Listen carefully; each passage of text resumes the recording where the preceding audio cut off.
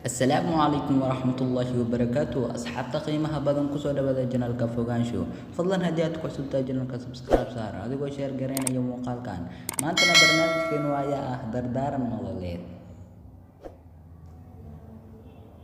wax walba sida yihiin ayay ahaanayaan laakiin karaamada aad bulshada ku dhexleedahay waa wax kaaga dhiman kara daqiiqad yar gudahooda jaanis kasta iyo fursad kasta ka faa'iideyso kana fogow cabsida iyo walwalka kolkay noloshu si aad ku lagdo adna si ka si aad ku lagdan ha u joojin kaliya 10 ha ku noqoto noloshu waa mid qof walba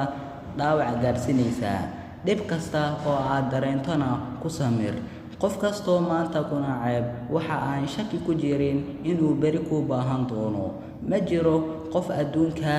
kula mid ah kaliya naftaada in aad dadka ixtiraam ka hesho aad bay u fududahay laakiin waxa dib badan in aad ixtiraamto naftaada barnaamijkeenuna halkaas ayuu inoogu soo idlaaday wassalaamu calaykum waraxmatullaahi wabarakaatuh